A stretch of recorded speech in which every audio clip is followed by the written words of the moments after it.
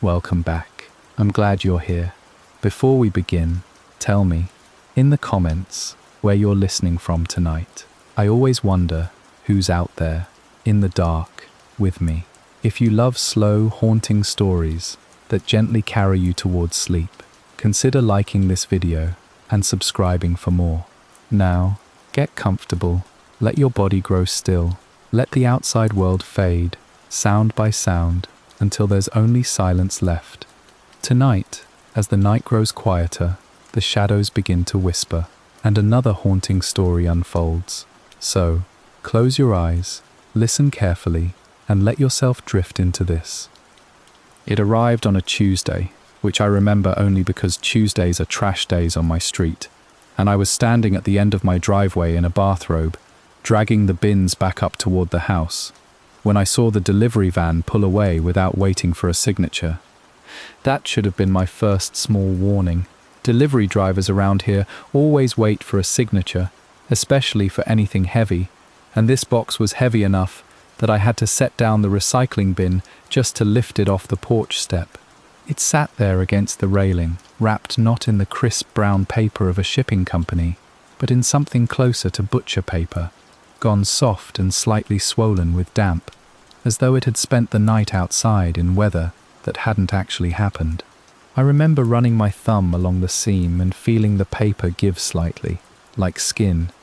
My name was written across the top in handwriting I hadn't seen in 6 years, not typed on a label, written in blue ink that had feathered slightly into the damp paper, in looping, slightly slanted letters that I would have recognized anywhere, because I used to watch that hand write birthday cards and grocery lists, and once, a very angry note taped to my bedroom door when we were teenagers, and I'd borrowed her sweater without asking.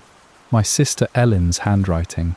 I stood on the porch holding that box for what felt like a long time, long enough that my coffee went cold on the railing beside me, because 6 years is a long silence to break with a package and no note. We hadn't spoken since our mother's funeral. I want to be honest about that because this whole story only makes sense if you understand what happened in that parking lot outside the funeral home, under a sky the color of wet concrete, with both of us still in our funeral clothes, and neither of us able to look at the other without our voices rising.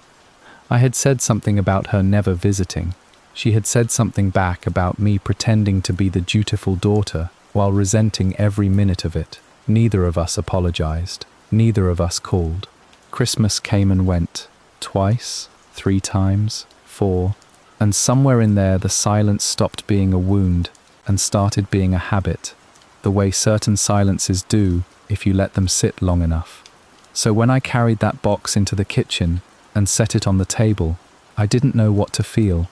I remember pressing my palm flat against the top of it before I opened it, the way you might press a hand to someone's forehead to check for fever, some instinct in me already bracing for something before I had any reason to.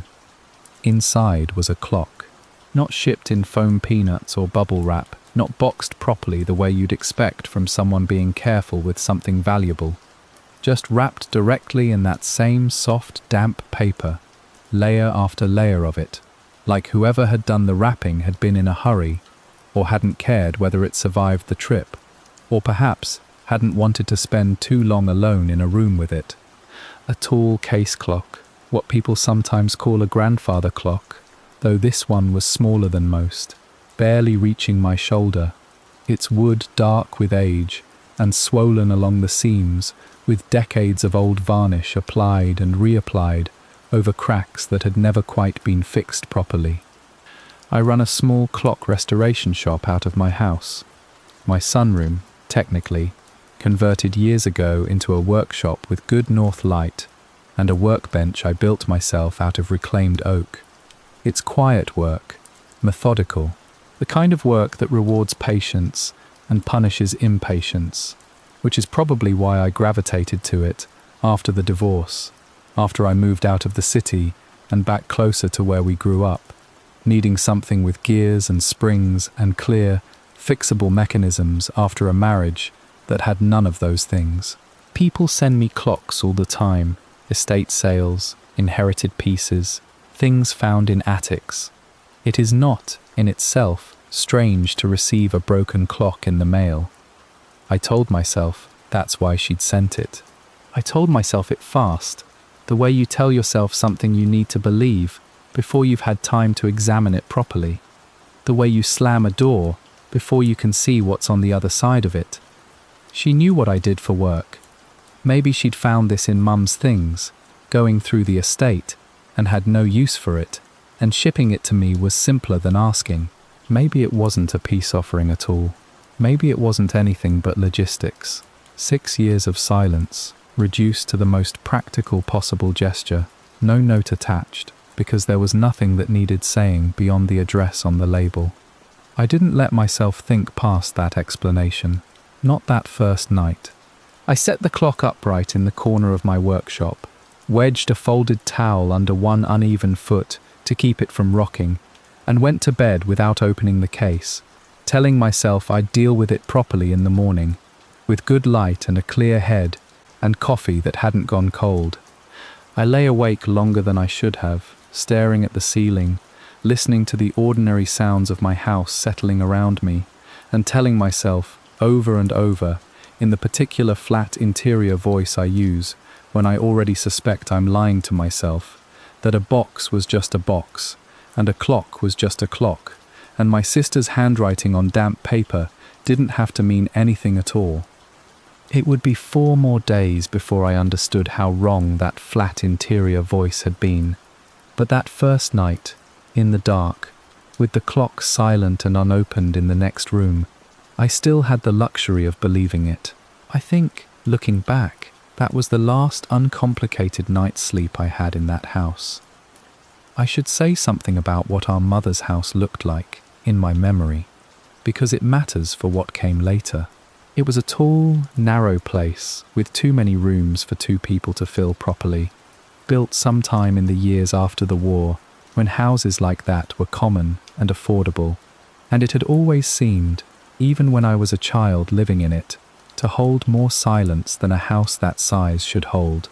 My father used to say the house had good bones, meaning something structural, but I remember thinking, even then, that it had something else too, a kind of patience to it, the sense that it was a place accustomed to waiting out long stretches of quiet between one event and the next. I hadn't thought about that house in months, not really, not since the estate sale had finally closed and the keys had gone to strangers. But lying in bed that first night, with the clock sitting silent in my workshop, I found my mind returning to it uninvited, the particular smell of its hallway carpet, the sound the third stair always made, the exact quality of light that came through the kitchen window in late afternoon. I don't know why the clock made me think of the house so persistently that first night, given that I had no reason yet to connect the two, beyond the obvious fact that it had presumably come from there, passed from our mother's estate into Ellen's hands, and then, for reasons still unexplained, into mine.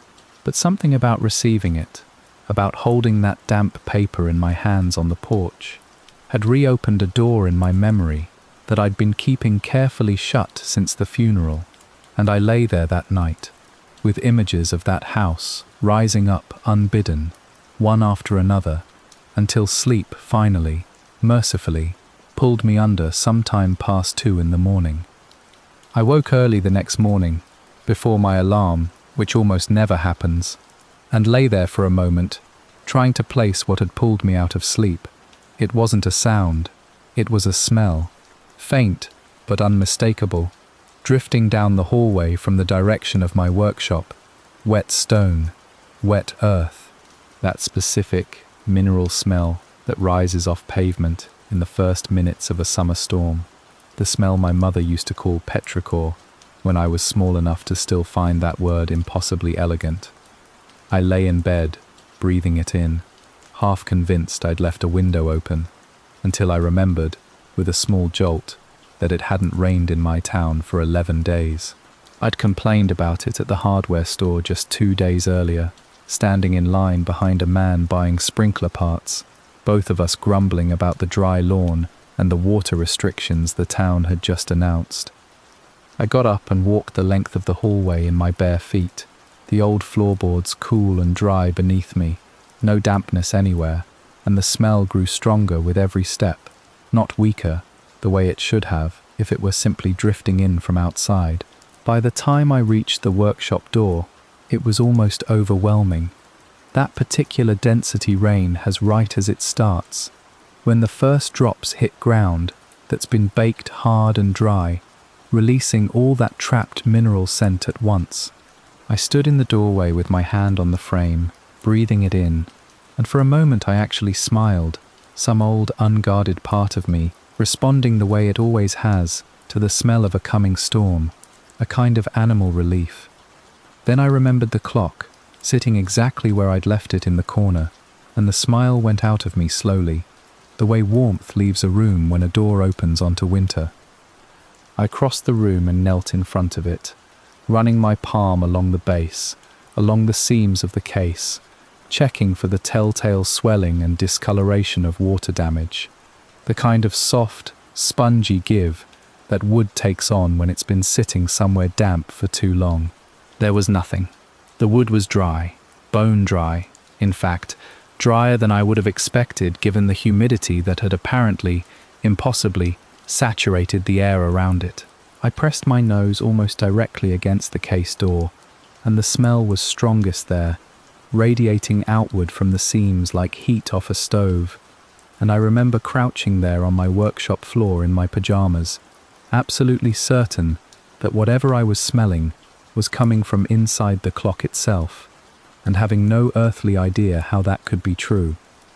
I checked the room for other explanations, the way you do when you're trying to talk yourself out of something you don't want to be true. I checked the window latches. I checked the old radiator in the corner, cold and dormant, this being early autumn and not yet cold enough to need it. I checked the floor beneath the clock for any sign of a leak, running my fingers along the baseboard, finding nothing but dust. There was no rational source for that smell anywhere in the room except the clock itself, and clocks, even old ones, even ones with water-damaged mechanisms, do not smell like rain on dry pavement. They smell like machine oil and aged wood, and sometimes, if they've been badly stored, mildew, which is its own smell entirely, sour and close, nothing like the clean mineral openness of what was filling my workshop that morning. I stood there a long moment, breathing it in despite myself, feeling my skin prickle the way it does right before a storm actually breaks. That particular static charge in the air, the fine hairs on my arms lifting, except when I finally forced myself to look out the workshop window. The sky outside was hard and clear and relentlessly blue, not a cloud on it, the kind of sky that promises another 11 days of drought at least. The disconnect between what my body was telling me and what my eyes were showing me left me strangely dizzy. The way it feels to step off a moving walkway at an airport, your legs still braced for motion that isn't there anymore. I want to be honest and say that I did, in that moment, consider simply repackaging the clock and shipping it back. I stood there with my hand on the case door, unopened, and thought seriously about it, about wrapping it back up in that same damp paper, writing some excuse on the label, letting it become Ellen's problem again, whatever it was. But I didn't. I told myself I was being irrational. That smell has nothing to do with mechanical function, that whatever strange trick of humidity or trapped air was happening inside that case had no bearing on my ability to do the actual restoration work I'd been asked, implicitly, to do. I told myself this, the way I've told myself a great many convenient things over the years, with just enough conviction to get through the moment, and not nearly enough to actually believe it once the moment had passed.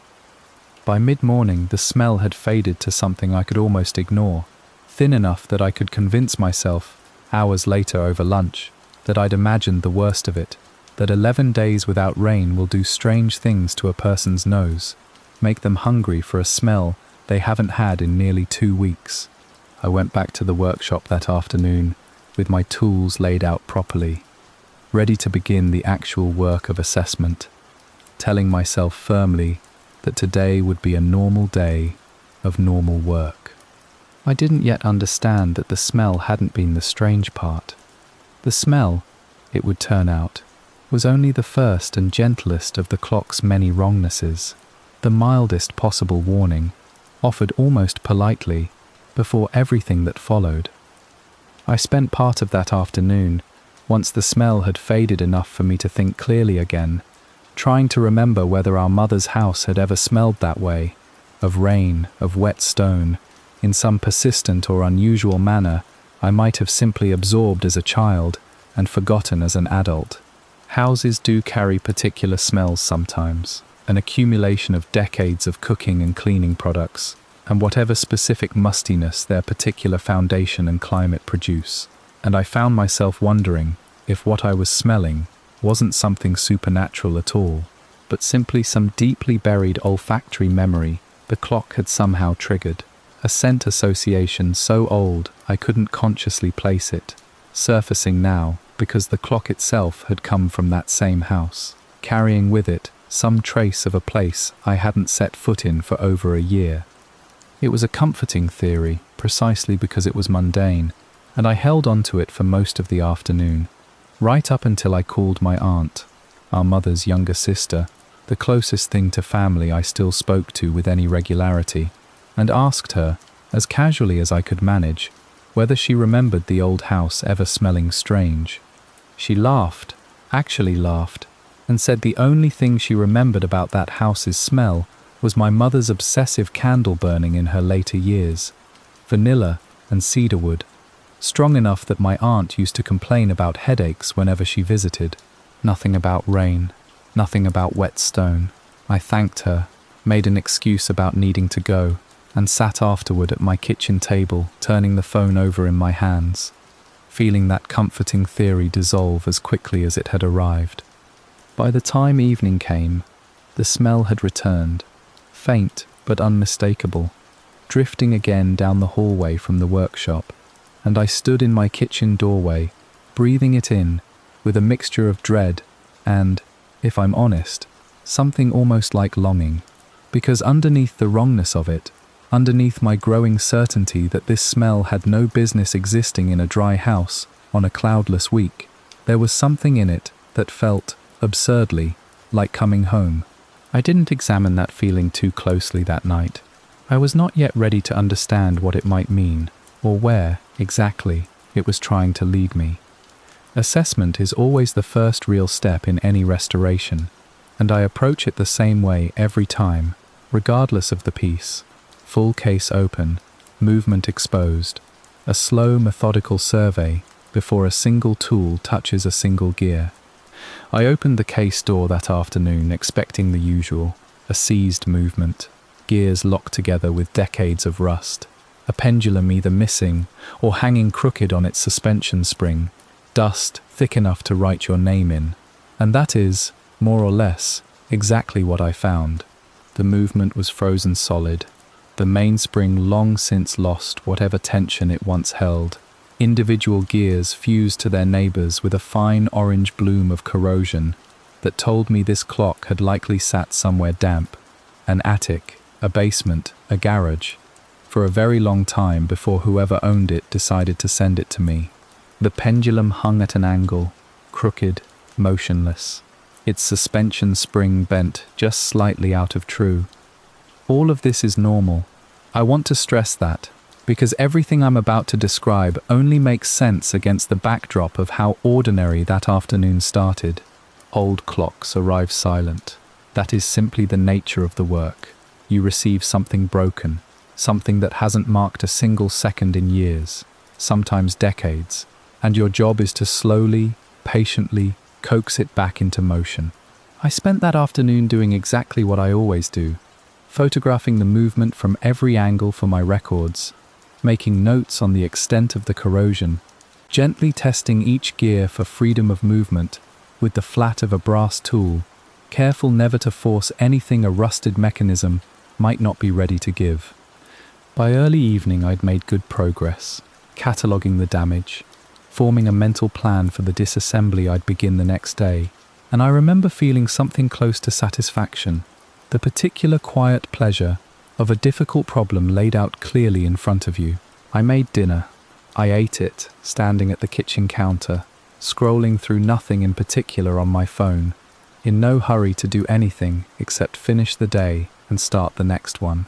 It was well past 10 when I went back out to the workshop, meaning only to tidy my workbench before bed, tools put away properly, the way my father taught me before he left and my mother reinforced after, one of the few habits that survived that whole painful transition intact.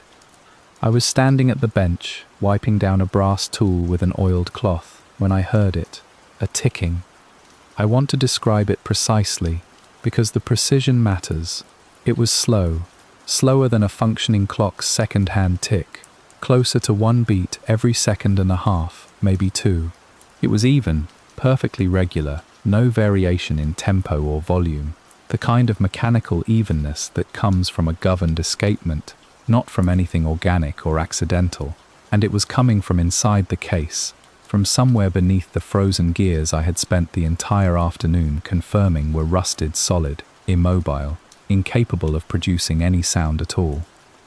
I set the oiled cloth down very slowly and stood absolutely still, the way you do when you're trying to convince some primitive part of your brain that stillness will make you invisible to whatever you've just heard.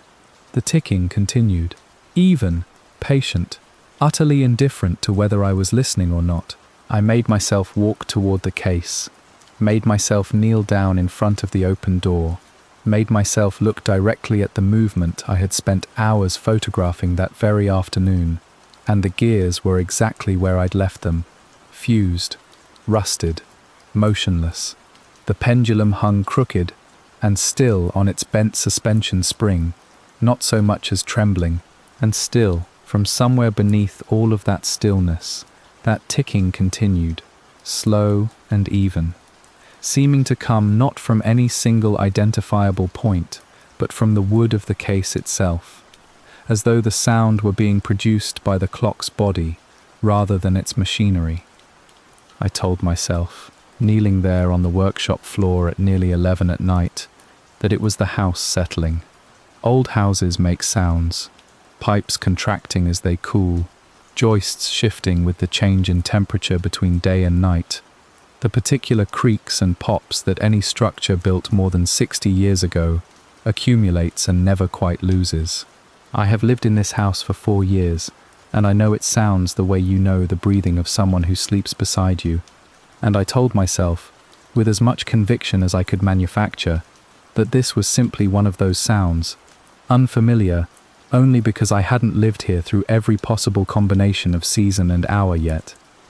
I've told myself a lot of things over the years, if I'm being honest, that my marriage ending wasn't really about anything I'd done, that I wasn't avoiding my mother's calls so much as simply busy, that the growing distance between Ellen and me was mutual, rather than something I'd let happen through inaction, one missed call and one unreturned text at a time, until it calcified into something neither of us knew how to undo. I have a long, practiced history of telling myself comfortable things to avoid feeling uncomfortable ones, so it should tell you something about what I actually felt, kneeling on that workshop floor with the ticking continuing steady and unhurried in the dark in front of me, that no amount of telling myself it was the house settling actually made the feeling go away. What I actually felt, if I'm finally being honest about it the way I wasn't able to be that night, was afraid. A cold, old, animal fear, the kind that predates language, the kind that doesn't care how many rational explanations you offer it. I stayed kneeling there for a long time, listening to that patient, even ticking coming from a mechanism I knew, with the certainty of someone who has spent a decade doing this work, was incapable of producing it. Eventually I closed the case door, gently, as though not wanting to disturb whatever was on the other side of it, and I went to bed without turning off the hallway light, something I hadn't done since I was perhaps 9 years old.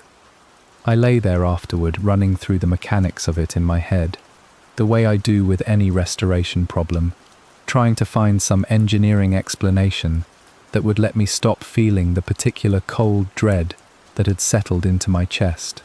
Clocks can produce phantom sounds, technically, a loose part shifting slightly under thermal contraction, a mainspring releasing some residual tension in small, irregular ticks as the metal continues to cool after being handled.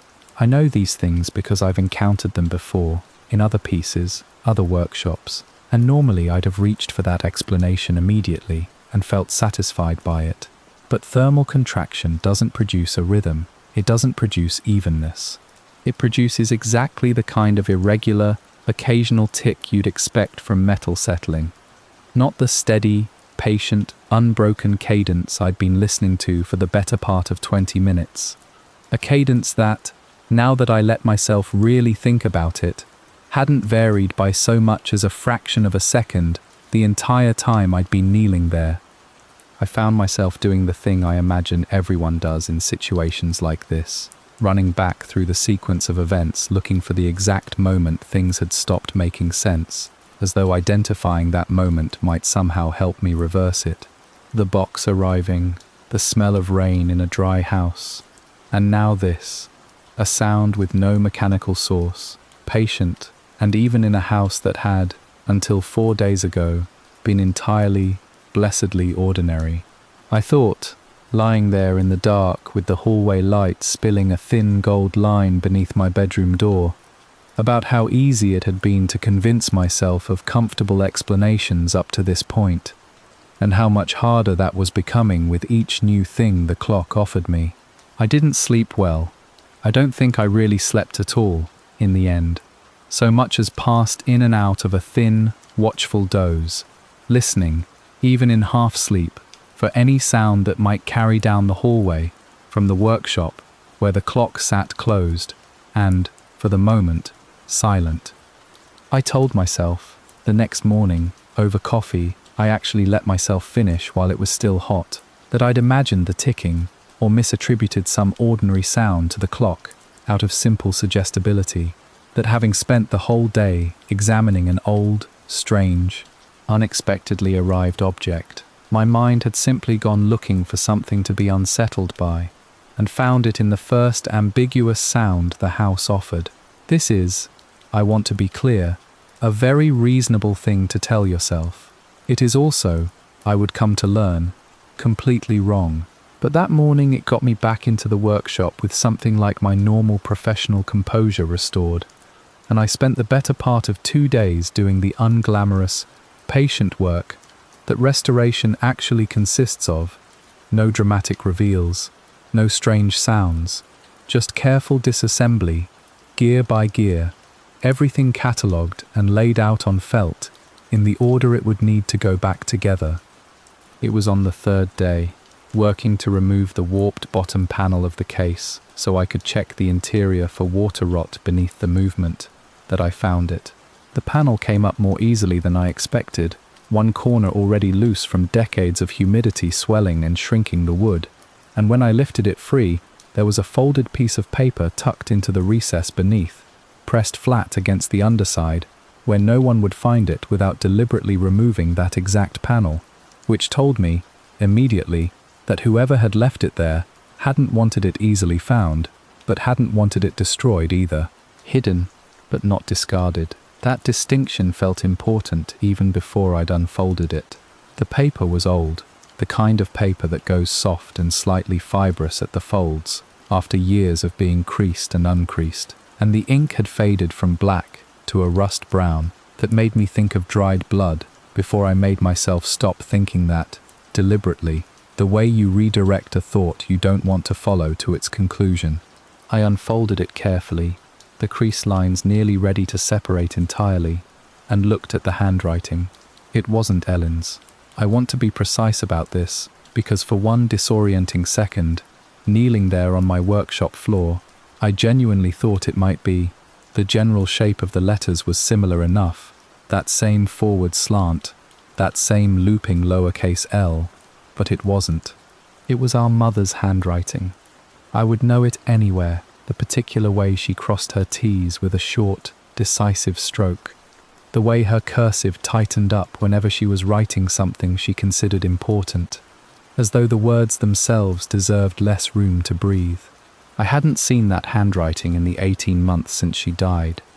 Hadn't had reason to. We'd handled the estate through lawyers mostly. Ellen and I too raw and too distant from each other to manage it any other way. And finding it here, folded into the base of a clock I'd received from my estranged sister with no explanation, sent something cold and slow moving through my chest. 4 words. Don't let it stop. I sat back on the workshop floor, the note held loosely between 2 fingers, and I didn't move for a long time. I want to try to explain what those 4 words did to me, because on paper they don't look like much. An instruction, ambiguous, unattached to any clear context, the kind of note you might leave about watering a plant or checking the mail. But something about the handwriting, about the pressure of the pen, visible even through the faded ink, about the fact that she'd hidden it, rather than simply written it somewhere obvious, made it feel less like an instruction and more like something closer to a plea, or a warning, or both. I found myself thinking, sitting there, about our mother's last 2 years, which I had spent an enormous amount of energy, in the time since her death, not thinking about directly. She'd stayed in that big house after the divorce, the one she and my father had bought together, back when the marriage still made sense to both of them, and she'd stayed there alone after Ellen moved 2 towns over for a job, and stayed there alone after I moved further still, first for university and then for a marriage that eventually collapsed and sent me back only as far as this house, close enough to visit, but not close enough to actually see her often. I used to tell myself she was fine out there. I used to tell myself the silences between our phone calls, sometimes stretching 2 or 3 weeks, were normal for a woman who valued her independence and had always, even when we were children, preferred her own company to almost anyone else's. I had wanted very badly to believe that. It made the guilt easier to carry, the guilt of a daughter who lived 40 minutes away and still let a month pass, sometimes 2, without driving out to see her, always with some reasonable-sounding excuse. Work, weather, a cold I didn't want to pass on to her. That felt, in retrospect, thinner every time I examined it. When she died, the coroner's report said natural causes, her heart simply stopping in her sleep, sometime during a night nobody else witnessed, and I had told myself that too, in the aftermath, that at least it had been peaceful, at least she hadn't suffered, at least it had happened quickly. Kneeling on my workshop floor with that note in my hand, I found myself wondering, for the first time in 18 months, what those last 2 years alone in that house had actually been like for her. Whether the silence I'd imagined as peaceful had actually been peaceful at all. Whether "don't let it stop" was an instruction she'd left for whoever eventually found this clock, or whether it was something closer to a record, a thing she'd been telling herself over and over in that big empty house, for reasons I was only beginning, dimly and unwillingly, to suspect. I folded the note back along its original creases and set it on my workbench, and I did not go back to the disassembly that day. I sat in my workshop until the light outside went from afternoon to evening to the particular flat grey of dusk, and I thought about my mother alone in that house, and I thought about the ticking I'd heard 2 nights earlier, and for the first time since the box had arrived, I let myself consider, fully and without deflection, that something about this clock was not going to have an ordinary explanation. I called Ellen that night, finally, something I should have done the moment the box arrived, instead of 4 days later. I told myself I'd been giving myself time to process, to figure out what I actually wanted to say to her after 6 years of silence. But sitting there with my phone in my hand, scrolling to a contact I hadn't opened since the day of the funeral, I understood that the delay had really been about avoidance, of the awkwardness, of the old wound, of whatever it might mean to hear her voice again after so long, clock or no clock. But the note in my hand had changed the calculation. Whatever this was, it was bigger than an old grievance between sisters, and I needed to know what she knew. The phone rang. I remember counting the rings, an old nervous habit, and by the third one, I'd half convinced myself she wouldn't pick up at all, that the number might not even be current anymore, given how long it had been, given how easily people change phones and carriers over 6 years of a life you're no longer part of. But on the fourth ring, it connected. I heard the small electronic click of the call opening, and I opened my mouth to say her name, and then stopped, because what came through the speaker wasn't a hello, wasn't even the ordinary ambient noise of someone holding a phone to their ear in a room somewhere. It was silence. Not the silence of a voicemail greeting about to begin, not the silence before someone speaks. A different quality of silence entirely, open and flat and faintly hollow, the specific acoustic signature of a call connecting to an empty room rather than to a person. I've heard that particular kind of silence before, on old landlines left off the hook, and it has a texture to it, if that makes sense. A texture that live silence, someone breathing, someone simply not speaking yet, does not have. I said her name. Ellen? Nothing.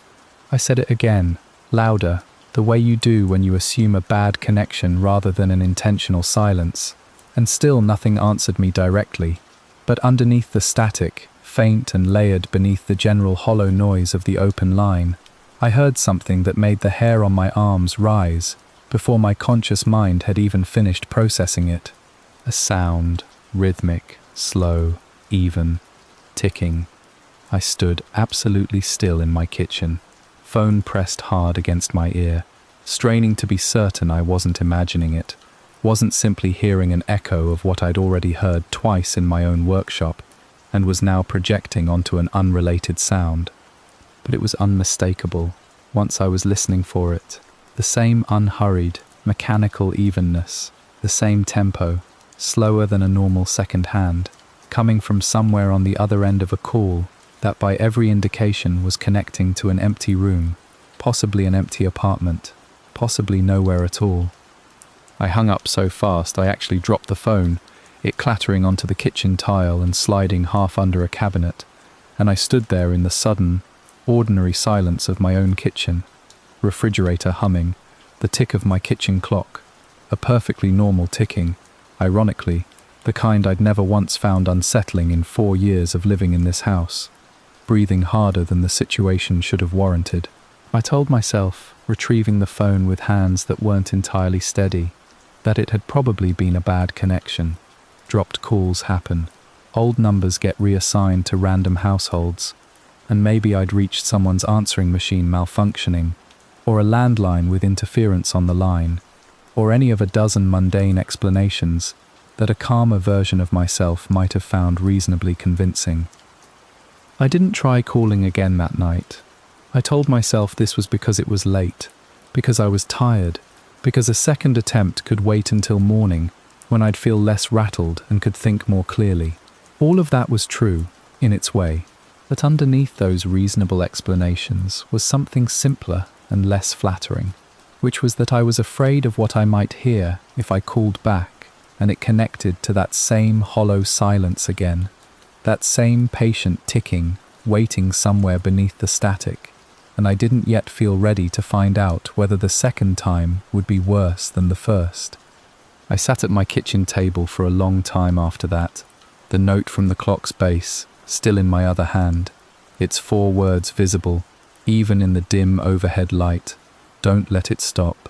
I found myself thinking about the last time I'd actually spoken to Ellen, not the strained, hollow exchange at the funeral, but the last real conversation, years before that, back when we still called each other without an occasion forcing it.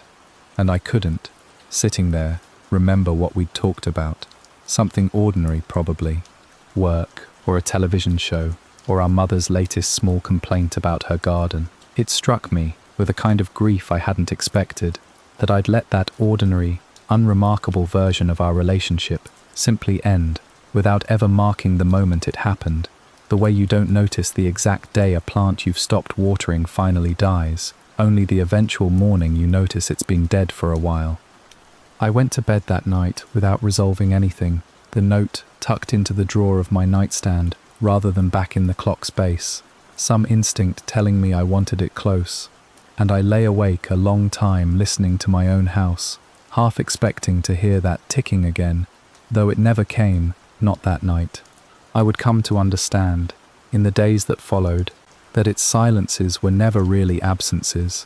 They were only ever pauses, and pauses, I was beginning to learn, are simply a different way of being patient. I thought too, lying there in the dark, about all the ordinary reasons a person's phone might connect to silence rather than a voice. A carrier outage, a phone left in another room while its owner slept, some technical glitch in the network routing the call to a line that wasn't actually hers at all. I turned each explanation over carefully, the way you turn over a stone looking for something solid underneath it, and none of them accounted for the ticking.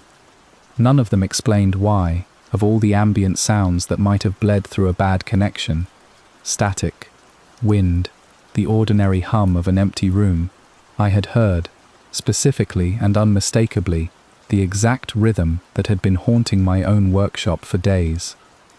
I thought about calling our aunt again, asking her if she'd heard from Ellen recently, but some part of me resisted picking up the phone a second time that night, not wanting to risk hearing that same hollow silence on a different line, irrational as I knew that fear to be.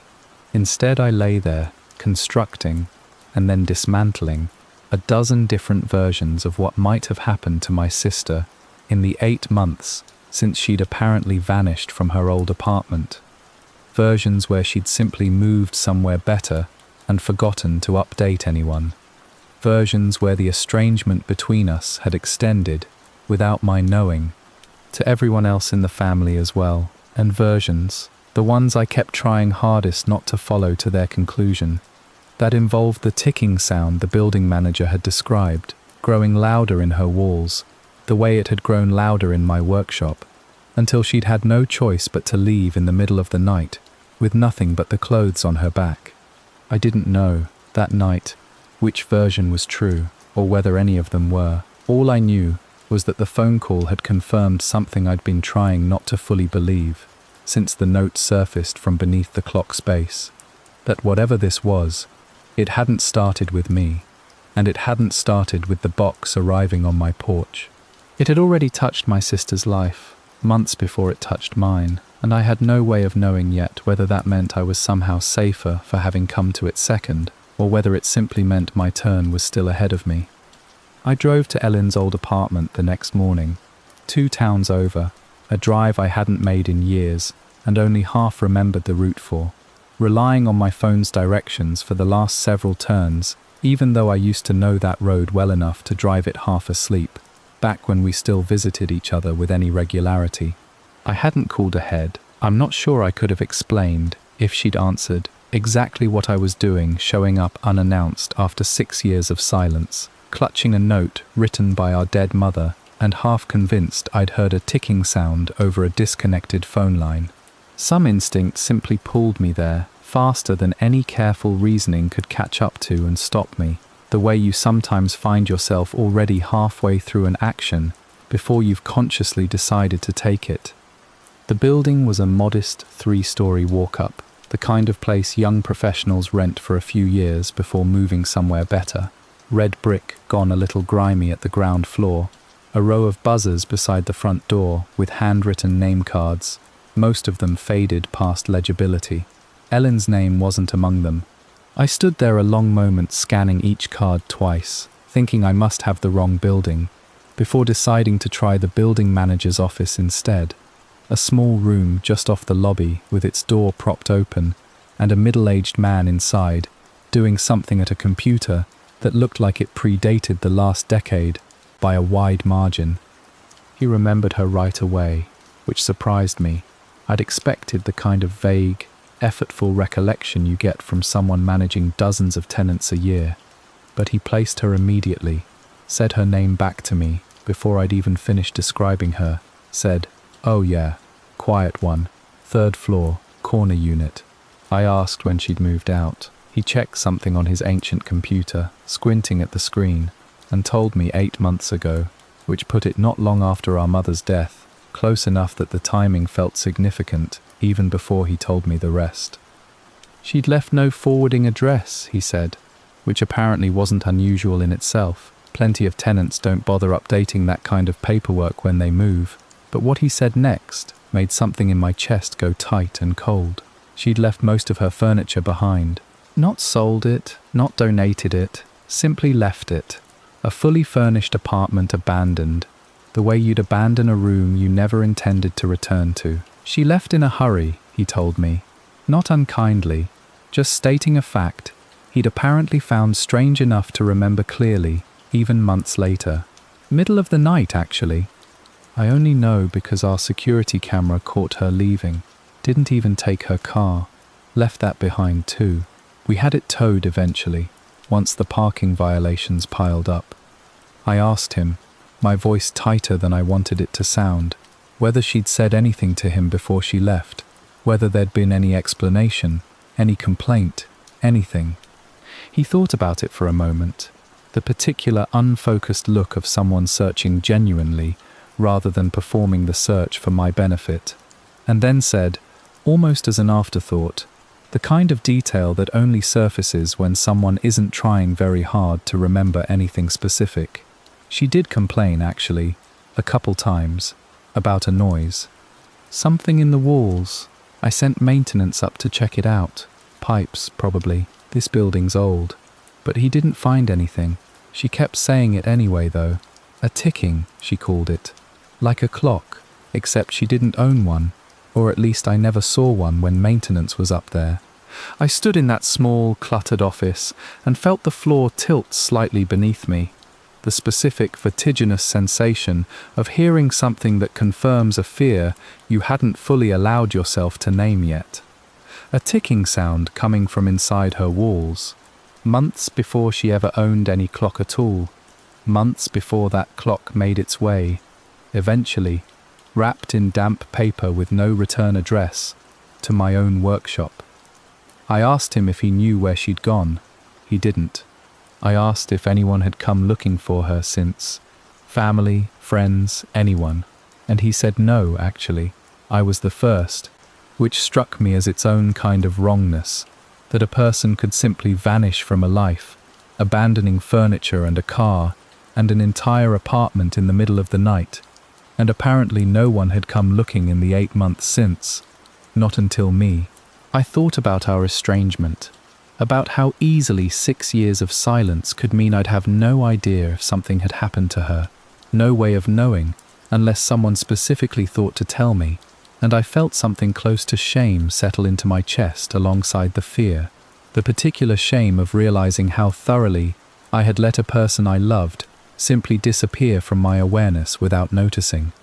I asked to see the apartment, and he was surprisingly obliging about it, explaining that it had sat empty since her departure, some dispute with the estate or the lease that he didn't fully understand himself, tied up in paperwork that had left the unit in limbo rather than being re-rented. He walked me up to the 3rd floor and let me in with his master key, and the apartment was exactly as strange as his description had prepared me for. Furniture still arranged, a coffee mug still sitting on the kitchen counter, with a dark ring of long evaporated coffee dried into its bottom. A cardigan still draped over the back of a chair, as though she'd meant to grab it on her way out and simply forgotten, or hadn't cared enough to remember. I stood in the small living room and listened, the way you listen when you're specifically braced for a sound, straining against the ordinary ambient hum of an old building, a refrigerator somewhere, traffic outside, the building manager shifting his weight impatiently by the door, and I heard nothing unusual, no ticking. Whatever had been in these walls, if anything ever had been, wasn't announcing itself for my benefit, but standing there in my sister's abandoned apartment, surrounded by the ordinary debris of a life interrupted mid-motion. I found myself more frightened than I had been at any point since the box first arrived on my porch, because now I understood, with a clarity I couldn't talk myself out of, that whatever this was, it hadn't started with the clock. The clock, it seemed, was only the latest place it had chosen to live. I drove home from Ellen's apartment with the windows down despite the cold, needing the noise of the road and the wind to fill the space in my head that kept trying to replay the building manager's words. A ticking, she called it, like a clock, except she didn't own one, on an unbroken loop. By the time I pulled into my own driveway, the afternoon light had gone long and amber, and I sat in the car for a while before going inside, trying to decide what to do with everything I'd learned and hadn't learned, all of it pointing towards some shape I still couldn't fully see. I made myself go back to the workshop that evening. I want to explain why, because on its face it seems like the last thing a reasonable person would do, return to work on the very object that seemed to be at the center of everything wrong that was happening. But I've always processed difficulty through my hands, rather than through sitting still with my thoughts. It's a large part of why I do this work at all, why I gravitated toward restoration specifically, toward the kind of problem that has a physical, achievable solution if you're patient and careful enough. Sitting with the fear directly felt unbearable.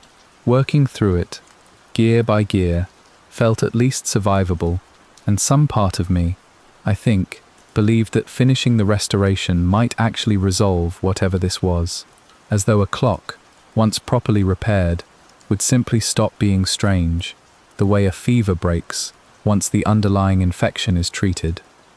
So I sat at my workbench with the movement laid out before me on felt, exactly where I'd left it 3 days earlier, and I began the slow, unglamorous work of freeing each individual gear from the rust that had fused it to its neighbors.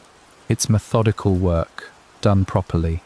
A drop of penetrating oil, a period of waiting, a careful, patient application of pressure, with a brass tool that won't scratch or gouge the softer metal beneath the corrosion.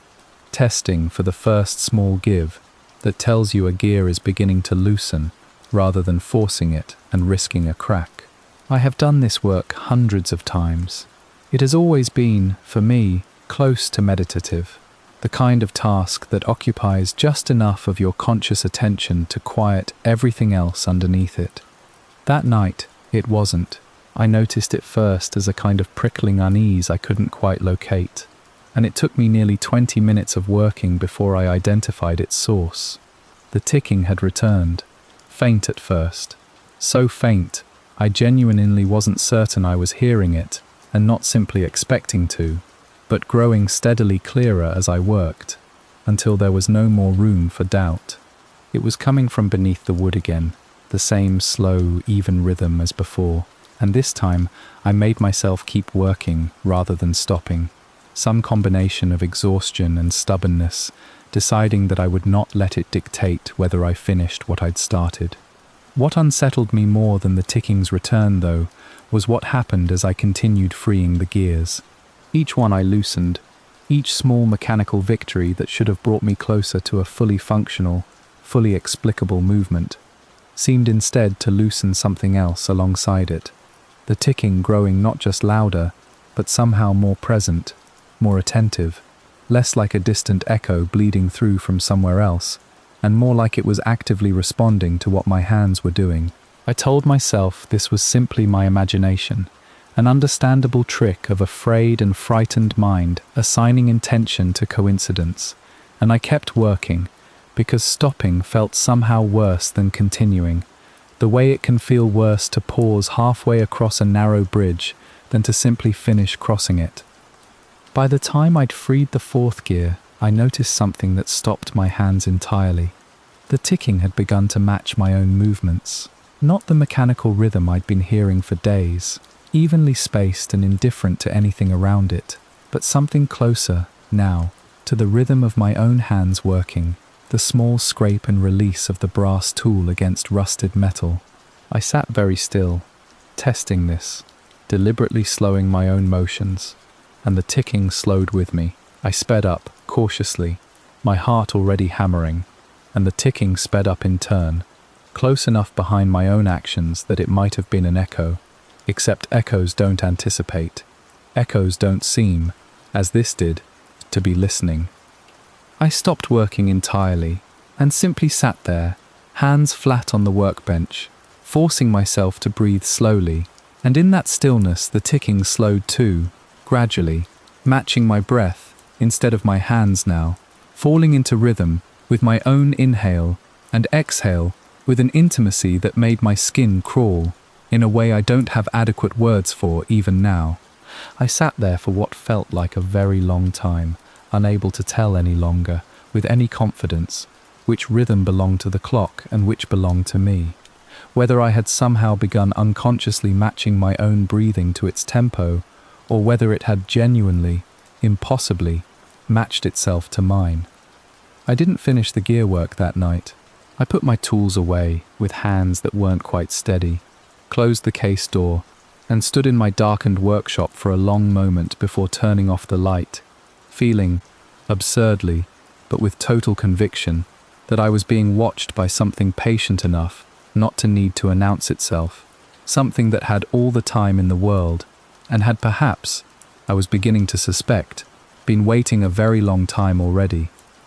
I thought, standing there, about a phrase I'd read once in an old horology text, something about how a clock is really a kind of covenant between its maker and its owner, a promise that time will be marked faithfully, that the mechanism will hold up its end of an agreement stretching potentially for centuries, gear by gear, spring by spring, so long as someone keeps winding it, keeps oiling it, keeps honoring the small daily obligations restoration requires.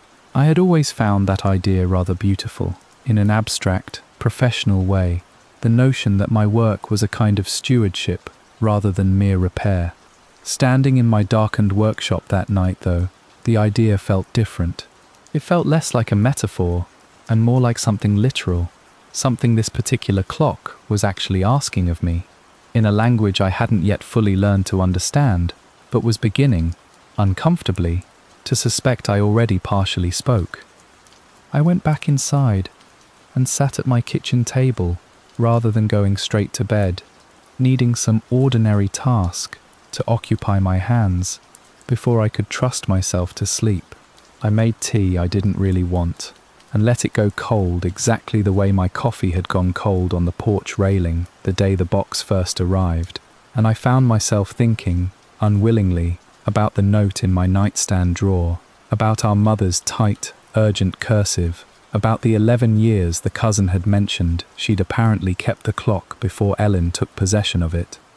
11 years of hearing this, I thought. 11 years of matching her own breath to something patient in the walls of that house, telling no one, leaving only a 4-word note folded into a hidden panel as the sole evidence that she'd understood what she was living with. I did not yet know that number for certain. That detail wouldn't surface until later. But some instinctive part of me, sitting there with cold tea in my hands, already sensed that whatever debt this clock represented was old and patient and considerably larger than anything I'd been prepared to inherit. I want to be precise about the state of the clock at this point, because precision is the only thing standing between what happened next and any explanation I could offer for it afterward. I had not yet reassembled the pendulum. It had been sitting, disconnected, on a strip of felt at the far end of my workbench for 4 days, unattached to any working mechanism, its suspension spring not yet fitted back into the movement, no possible physical means by which it could move under its own power, or be moved by anything else mechanical inside that case. This is not a detail I'm offering for atmosphere. It's the specific fact that made what I witnessed impossible to explain away afterward, no matter how many ways I tried. It was late again, nearly midnight, the house otherwise silent, the ordinary electrical hum of appliances, and the occasional distant sound of a car passing on the road outside the only competing noise. I was sitting at my desk on the far side of the workshop, not at the bench itself, working through some notes on my laptop about the movement's serial number, trying to trace the clock's manufacturing origin through an online archive of antique clockmakers, a task that felt, at that hour, blessedly ordinary and research-based, the kind of work that required nothing from me but patience and a search bar. I looked up, for no particular reason I can identify. Not a sound, not a movement caught in my peripheral vision. Simply the ordinary way your attention drifts after staring at a screen too long. And the pendulum was swinging.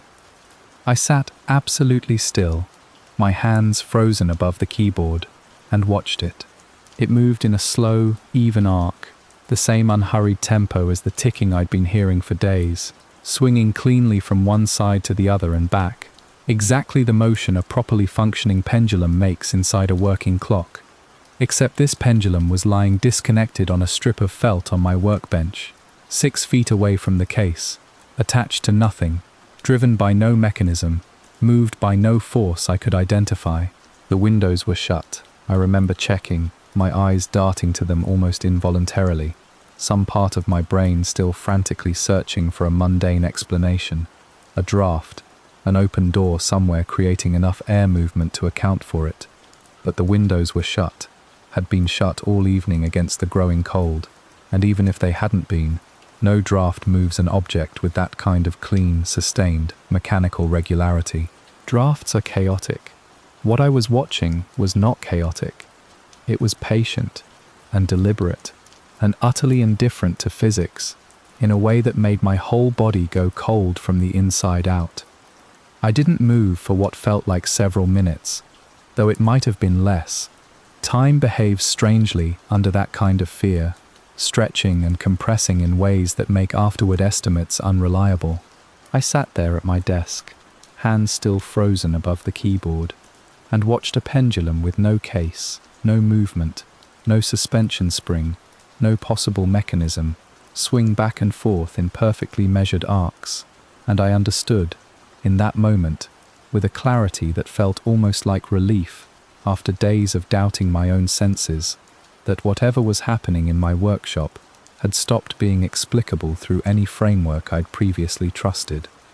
When it finally stopped, it didn't slow the way a pendulum should, didn't decelerate gradually the way a real pendulum does, as friction and air resistance pull the last of its momentum away, arcs growing smaller and smaller until it hangs still. It simply stopped, all at once, mid-swing, as though some invisible hand had reached out and caught it, or as though whatever force had been moving it had simply, abruptly, lost interest, or been satisfied, or decided I had seen enough. The stillness that followed had a particular quality to it that I can only describe as a held breath being released. Not the neutral, ordinary quiet of an empty room, but a quiet that felt, somehow, like the aftermath of something, like the moment right after someone finishes speaking and the room hasn't yet filled back in with ordinary silence.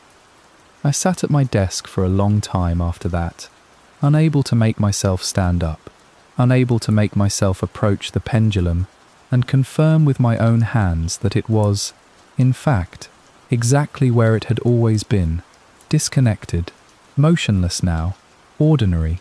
When I finally did cross the room, my legs unsteady beneath me in a way that embarrassed me even alone in my own house, I found it lying precisely as it had before, cool to the touch, entirely still, giving no indication whatsoever that it had just spent several impossible minutes swinging on its own in perfectly measured, patient arcs, as though it were simply waiting, the way everything about that clock seemed to be waiting, for something I still did not want to. I picked the pendulum up, finally, turning it over in my hands under the desk lamp, examining the suspension point where it would eventually connect to the movement, looking for anything, a hidden wire, a magnet, some mundane mechanical trick that a more cynical version of myself kept insisting must exist, because the alternative was simply too large to hold on to comfortably. I found nothing. It was exactly what it appeared to be, a plain brass pendulum, slightly tarnished, entirely inert, giving up no secrets to any examination I was capable of performing. I set it back down on its strip of felt with a care that felt, even to me, slightly absurd, as though I were laying something sleeping back into its crib, rather than returning an inanimate object to a workbench. I did not go to bed for another hour after that, unwilling to leave the workshop with the pendulum in that state. watching it the way you might watch a stove burner you're not entirely certain you turned off, needing to see with your own eyes, for an uncomfortably long stretch of time, that nothing further was going to happen. Nothing did. It sat there, ordinary and still, exactly as it should, and eventually exhaustion won out over vigilance, and I made myself leave the room, turning the light off behind me, with a reluctance that felt, in the moment, entirely reasonable, though I recognize now how strange it would have looked to anyone watching me, a grown woman, standing in a doorway, saying goodnight, essentially, to a piece of brass on a workbench, before finally forcing herself down the hallway to a bed she wouldn't sleep well in. By the 5th day, I had finally forced myself back into a rhythm with the actual restoration work, telling myself that whatever strangeness the clock was producing, my professional obligation was still to clean and stabilize what I could, gear by gear, panel by panel, the way I would with any other piece. Cleaning the face felt like the safest part of that work, the least likely to disturb anything. Polishing brass, wiping decades of grime from the glass, a kind of surface-level task that requires attention but not much physical force.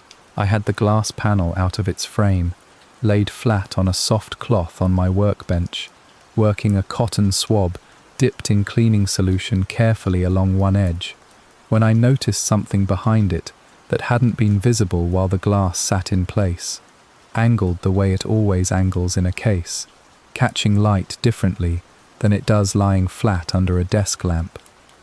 A photograph, slipped behind the glass at some point, pressed flat against the back of the dial, small enough and thin enough that it had likely been there for years without anyone noticing, tucked into a gap between the glass and the metal backing that I would never have found if I hadn't happened to remove the whole panel for cleaning.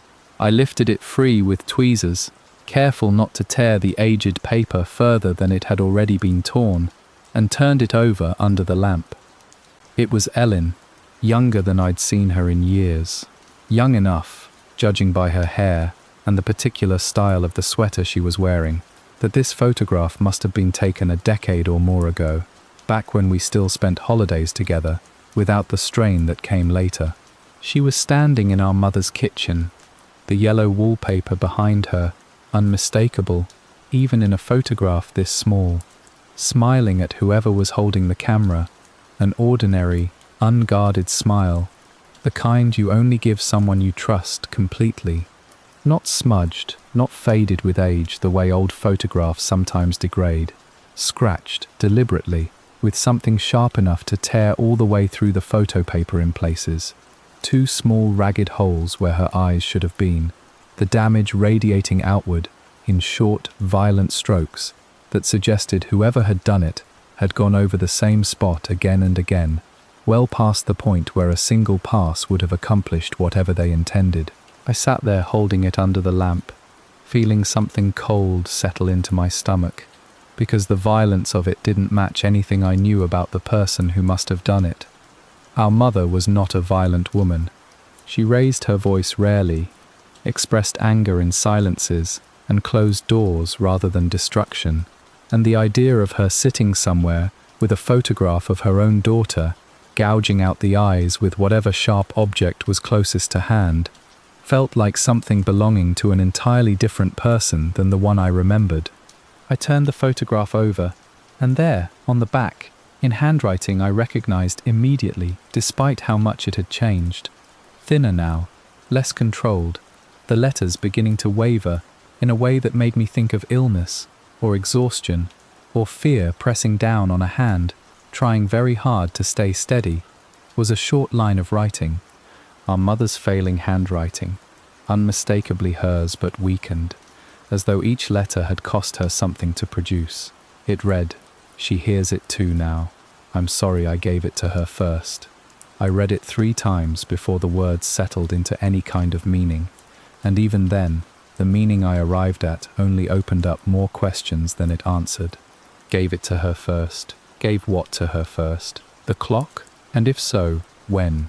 I had assumed, up until that moment, that the clock had come to Ellen only recently, in the aftermath of our mother's death, part of whatever division of the estate had happened without my involvement. But the phrasing of that note suggested something else entirely, a deliberate choice made by our mother herself to pass this thing on to one daughter specifically, ahead of the other, and an apology attached to that choice that suggested she'd understood, even as she made it, that she was passing along something harmful. I sat at my workbench for a long time with that photograph in my hands, feeling the shape of a story assembling itself just beyond the edge of what I could actually see, the way you sense a large object in a dark room before your eyes are just enough to make out its outline. I didn't understand what our mother meant by, "Here's it too." I didn't understand why she'd chosen violence against a photograph rather than simply throwing it away, if the sight of her own daughter's eyes had become, for whatever reason, unbearable to her. And I didn't understand, not yet, why she would have given this clock to Ellen at all, if she'd already come to believe it was something to apologize for. I would understand all of it, and more besides, within the hour, but sitting there in my workshop with the photograph in one hand and the note in the other, comparing the two different examples of our mother's handwriting, the tight, decisive cursive of the note hidden in the base, the thinner, wavering script on the back of this photograph, clearly written much later, much closer to the end, I understood only that whatever had happened in that house, it had happened over a long stretch of time, and it had changed her, visibly, in ways I hadn't witnessed because I hadn't been there to witness them, hadn't visited often enough, hadn't called often enough, hadn't been present for whatever slow unraveling those two very different samples of handwriting were quietly documenting. I called our aunt again that evening, not really expecting her to have answers, only needing to talk to someone who had known our mother for longer than I had, someone who might remember details from a version of the family history I'd never had reason to ask about before. She didn't pick up, and rather than leave a message, I found myself scrolling further back through my contacts, past names I hadn't used in years, until I reached one I'd almost forgotten I had, a distant cousin on our mother's side, someone I'd met perhaps 3 or 4 times at family gatherings over the years, who I remembered mainly for having stayed close to our mother even after most of the rest of the extended family had drifted away, visiting her regularly in that last year, when, as far as I'd understood at the time, she'd mostly kept to herself. She answered on the second ring, and when I explained who I was, and apologized for calling so unexpectedly, she said, with a warmth that surprised me, that she'd wondered when one of us might eventually call. I asked her about the clock, describing it as carefully as I could, and there was a long pause on the other end of the line before she answered, the kind of pause that told me she was deciding how much to say. What she told me rearranged everything I thought I knew about my own family. The clock, she said, hadn't come from an antique shop the way our mother had always claimed whenever anyone asked about it. A story I remembered vaguely from childhood, some tale about finding it at an estate sale in another town, though I'd never had reason to question it before. It had belonged to our grandmother, our mother's mother, a woman who had died in that same house, alone, decades before I was born, under circumstances the family had apparently never discussed openly, not with the grandchildren, not really even with each other. The coroner at the time had called it natural causes, the cousin said, but she remembered, even as a girl, the way the adults in the family used to lower their voices whenever the subject came up, the way nobody ever quite seemed to believe the official explanation, though nobody ever offered an alternative one either. The clock, she told me, had been packed away in the attic after our grandmother's death, sitting silent up there for the better part of 30 years, undisturbed, forgotten by most of the family, except as a vague heirloom nobody particularly wanted. It had only come back downstairs, she said, in the last months of our mother's life. She remembered our mother mentioning it during one of their final visits, something about finally dealing with things she'd been putting off for too long, about wanting the house to feel less cluttered before whatever came next. I asked her, my voice tighter than I wanted it to sound, exactly when that had happened. How long before our mother's death the clock had come down from the attic. She thought about it for a moment and then said, with a kind of hesitant precision, that as far as she remembered, it had been the same week, the very week our mother died, alone in her sleep, of a heart that simply stopped for reasons the coroner had, once again, called natural. I sat with the phone against my ear for a long moment after that, unable to say anything, feeling the shape I'd sensed earlier finally resolve into something with edges, something with a history stretching back further than I had ever imagined, further than our mother, further than whatever had happened between me and Ellen. A debt, if that was even the right word for it, considerably older and considerably more patient than anything I had been prepared to inherit. The cousin, sensing my silence, kept talking, filling the quiet with details I hadn't asked for but badly needed. She told me our grandmother had been a private woman, difficult to know well, even by the standards of a generation that valued privacy far more than mine does, and that the little the family did discuss about her final years centered mostly on a kind of withdrawal. She'd stopped attending church, stopped hosting the holiday gatherings she'd once been known for, stopped, eventually, answering her phone with any regularity, until the last year or two of her life had passed almost entirely without witnesses, family members assuming she preferred it that way, rather than pressing to understand why. It struck me, listening, how precisely that description matched what I remembered, and had chosen not to examine too closely, about our own mother's final years. The same slow withdrawal, the same convenient assumption, on the part of everyone who loved her, that solitude was a preference rather than a symptom. I asked the cousin, my voice unsteady now, in a way I couldn't fully disguise, whether she knew anything more specific about the circumstances of our grandmother's death, anything beyond the vague unease she'd already described, anything closer to a fact I could hold on to. She hesitated for a long moment before answering, and when she finally did, her voice had dropped, as though even now, decades later, in an ordinary phone conversation, the subject required a kind of caution.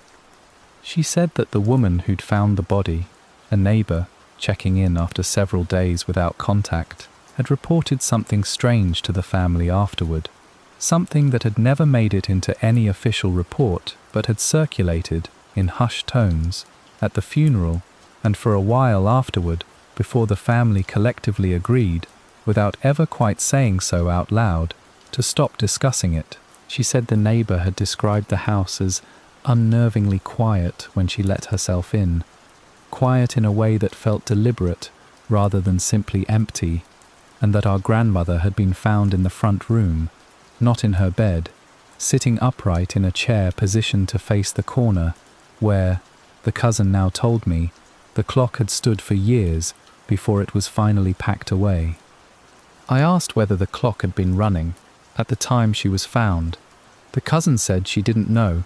That detail hadn't survived whatever version of the story had been passed down to her, but she said something else, instead, that settled into me, with far more weight than an answer to that particular question would have.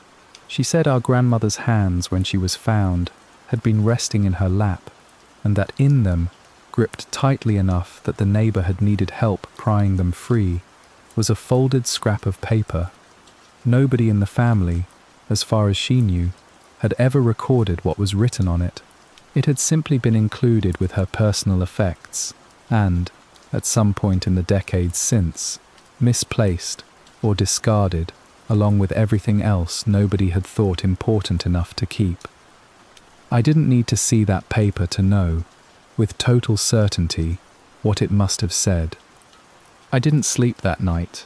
I lay in bed for perhaps an hour, turning the cousin's words over and over, before giving up entirely and pulling on the first clothes I found, some instinct telling me I wouldn't rest until I'd seen the attic myself, until I'd stood in the actual space where all of this had apparently begun. I drove to our mother's house in the dark, the roads nearly empty at that hour, my headlights the only light for long stretches between the scattered houses along the route. The house had been sitting empty for 8 months, on the market the whole time despite what our realtor had assured us would be a quick sale in a good neighborhood. And I understood. Standing in the driveway looking up at its dark windows, why it hadn't moved, there was something about it, even from the outside, that felt subtly wrong in a way I couldn't have named before the past week. A quality I might once have attributed simply to grief, to the particular sadness of an empty childhood home, but which now felt like something else entirely. The key was still hidden under the same loose brick beside the back steps, exactly where it had been for as long as I could remember, and I let myself in through the kitchen door, my footsteps loud in the emptied-out house, every sound seeming to travel further than it should, in rooms stripped of furniture and rugs, and all the ordinary soft surfaces that usually absorb noise. I climbed the stairs to the second floor, and then the narrower stairs up to the attic, my phone's flashlight throwing long shadows across walls I hadn't seen in over a year. The attic smelled of dust, the ordinary accumulated staleness of a space that hadn't been properly ventilated in months. But underneath that ordinary smell was something colder, something I recognized immediately with a lurch in my stomach, that same wet stone smell that had been drifting through my workshop for days, faint here, but unmistakably present, as though the space itself still remembered whatever had lived in it. I found the corner where the clock had apparently stood, identifiable by a rectangular patch of floorboard, slightly cleaner than the surrounding dust, the outline of its base still visible after 8 months of the house sitting empty. The floorboards there were stained dark, a ring of discoloration that looked, in the beam of my flashlight, disturbingly like the kind of mark water damage leaves, except the wood didn't feel damp when I crouched down and pressed my palm against it, and the stain had a strange uniformity to it, a perfect circle rather than the irregular spreading pattern actual water damage produces. It was crouching there, running my fingers along the edge of that stain, that I noticed the marks in the wood beneath the dust, scratched, gouged deep enough that whoever had made them must have pressed hard, repeatedly, into the grain. I brushed the dust away with my sleeve, my hands unsteady, and found words. The same 4 words, over and over, carved in layers on top of each other, in 3 distinctly different handwritings that I recognized with a growing horror as I traced each one under my flashlight. Our grandmother's hand, which I only knew from a handful of old letters I'd seen once as a child. Our mother's, tight and decisive even in this desperate context. And a third hand, less familiar, that took me a long moment of staring to recognize as Ellen's, her looping, slightly slanted letters, unmistakable, even carved crudely into old wood, with what must have been a screwdriver or a knife. All 3 said the same thing: don't let it stop, layered on top of each other, gouged deeper and deeper, as though each successive person had needed to press harder to make the words feel real, to make them feel like they mattered. And I knelt there in that cold attic at nearly 3 in the morning, tracing 3 generations of the same desperate instruction with my own fingertip, understanding at last that whatever I had inherited had never really been a clock at all. It had always been this, a warning, passed down and down, that none of us had known how to heed until it was already too late to refuse it. I stayed in that attic far longer than was reasonable, given the hour, given how tired I already was, given how badly my body wanted to leave that cold, dust-thick room and get back to somewhere that felt safer. But some part of me needed to keep looking, needed to know whether there was anything else this space could tell me, and so I widened my search, moving my flashlight beam slowly along the rafters, into the corners, across the few remaining boxes the estate sale hadn't cleared out, because they'd been judged not worth the effort of moving. I found one such box tucked beneath the eave nearest the stained floorboards, its cardboard soft with age, and when I opened it, I found a small collection of our grandmother's old papers, letters mostly, addressed to people whose names meant nothing to me, and beneath those, near the bottom, a slim leather journal, with a broken clasp, its pages foxed and brittle. I sat down right there on the attic floor, heedless of the dust, and began reading by flashlight, my hands trembling not entirely from the cold.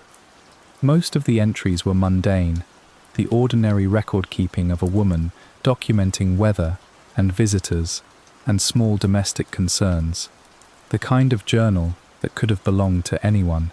But scattered through the final third of it, the entries grew shorter, more fragmented, the handwriting increasingly erratic, and certain phrases recurred with an insistence that made my skin crawl, even reading them decades after they'd been written.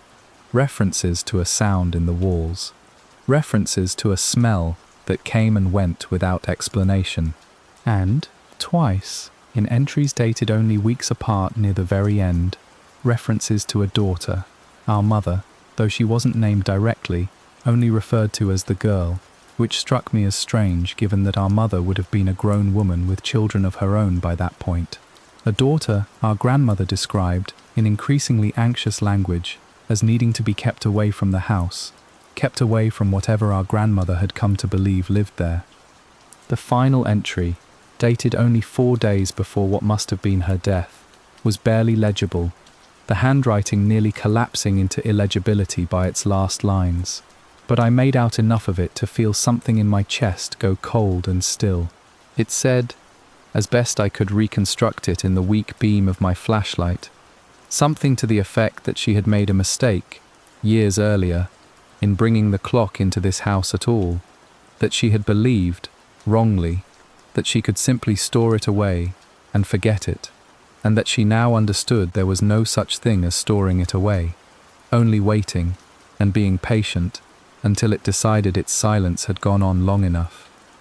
I closed the journal and sat there for a long time in the dark, the flashlight beam angled uselessly at the rafters, thinking about a woman I had never met, who had apparently spent her final months trying, in whatever inadequate way was available to her, to protect her daughter from something she couldn't name clearly enough to warn anyone properly about.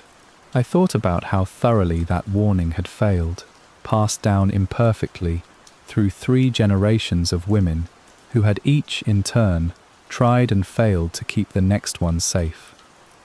I drove home from the attic as the sky was just beginning to lighten, grey and colourless along the horizon, and I sat in my parked car in the driveway for a long time before going inside, trying to decide what to do with everything I now understood. Every rational instinct I had told me to stop, to box the clock back up, to ship it somewhere, anywhere, away from myself, to walk away from the entire situation, the way Ellen had apparently tried to walk away from her apartment 8 months earlier, abandoning everything rather than staying to face whatever was coming for her. But sitting there in the grey early light, I found myself thinking about the 3 layered sets of handwriting in that attic floor, about a debt that had already passed through 2 generations before reaching mine, and about the plain, undeniable fact that walking away hadn't actually saved either of them. So I went inside, and against every instinct telling me to stop, I finished the restoration. I want to describe the actual mechanics of it, because the ordinariness of the process is part of what made everything that followed so disorienting. I reattached the pendulum, my hands steadier than I expected them to be, fitting the suspension spring back into place with the same careful precision I'd use on any other piece. I closed the case, checked the alignment of the hands, and wound the mechanism for what must have been the first time in decades, the key stiff in my fingers, the mainspring resisting at first, and then, gradually, accepting the tension I was feeding into it. It caught. I felt it catch, that particular small mechanical shudder that tells you a movement has come back to life, and then it began to tick, clean, mechanical, exactly the sound a properly restored clock should make, and it fell, immediately, into perfect time with the other sound, the one that had been living beneath the wood for days, the 2 rhythms merging so completely that within seconds I could no longer distinguish between the ordinary ticking my own hands had just restored and whatever had been ticking there all along without any mechanism to produce it. For one brief, relieved moment, I actually let myself believe that meant it was over, that fixing the clock properly, honoring whatever obligation those 3 generations of scratched handwriting had been trying to describe, had somehow resolved the wrongness at the center of all of this, that the 2 rhythms merging meant they had finally, after 30 years of separation, become simply one clock again, ordinary and explicable. Then, testing the mechanism the way I always do after a restoration, I reached in and stopped the pendulum with my own hand, gently, the way you'd stop any clock to check the movement's behavior at rest. I stood there with my fingers still resting against the stilled pendulum, watching the second hand sweep smoothly around the dial, completely disconnected now from the mechanism I was physically holding motionless, and I understood, in that moment, with a clarity that felt almost peaceful after days of dread, that nothing about this had ever been a matter of proper restoration. The clock had never needed my expertise. It had only ever needed my hands. I want to describe what I did next, though I'm not entirely certain, even now, why I did it. I released the pendulum and stepped back, watching it resume its motion on its own. That same slow, patient swing, and rather than feeling the fear I'd expected, I felt something closer to a strange, unwilling recognition. The sense of finally understanding a shape I'd been circling blindly for days, now visible all at once in its entirety. I sat down at my workbench, facing the case directly, and simply watched it for a long time, the ticking filling the room, the pendulum swinging in its measured arc, and I found myself thinking, unbidden, about all the small mechanical repairs I'd made over the previous week. Each one performed with genuine professional care. Each one, I now understood, not a technical necessity at all, but something closer to a series of small agreements, offered without my full awareness, to whatever this actually was. I thought about the note in my nightstand drawer. Don't let it stop. I had read those words as an instruction about maintenance, about the ordinary obligations of clock ownership, winding, oiling, the ongoing small labor any mechanical heirloom requires of whoever keeps it. I understood now, watching the pendulum swing on its own with no mechanism driving it, that the instruction had never been about mechanics at all. It had been about attention, about presence, about someone, anyone, continuing to sit with it, to listen to it, to acknowledge it, because whatever silence had accumulated in that attic across 30 forgotten years had apparently been its own kind of harm, one that our grandmother, in her final desperate journal entries, seemed to have understood too late to undo. I don't know how long I sat there that morning, watching it, listening to it, letting the ticking settle into the same rhythm as my own pulse, the way it had settled into my breath days earlier in that same workshop. Long enough that the light outside shifted fully from the grey of early morning into the flat gold of mid-morning, long enough that my legs had gone stiff from sitting motionless in one position.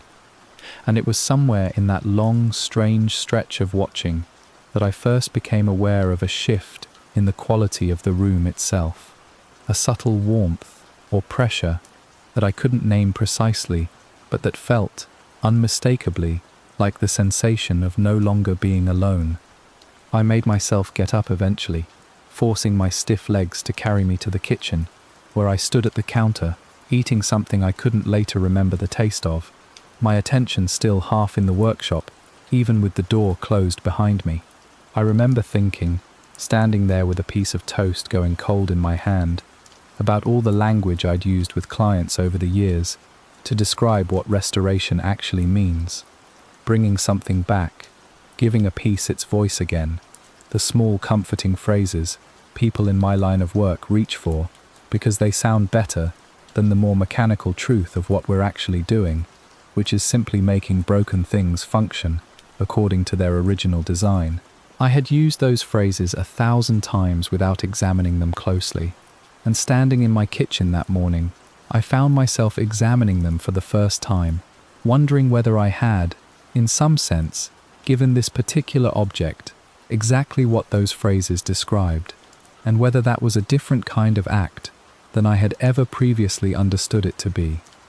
I went back into the workshop before the toast was even finished, unable to stay away for more than a few minutes, and I sat back down across from the case, watching the pendulum's steady arc, feeling that same warmth or pressure gathering again around me the moment I resumed my place in the chair, as though the room itself recognized the specific posture of attention I was offering it and responded accordingly.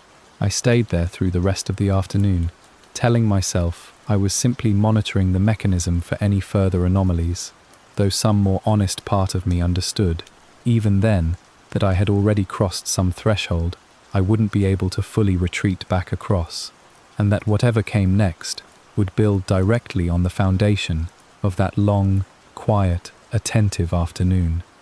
I didn't go to bed that morning, exhausted as I was, the events of the night still too close and too strange to allow for anything like normal sleep.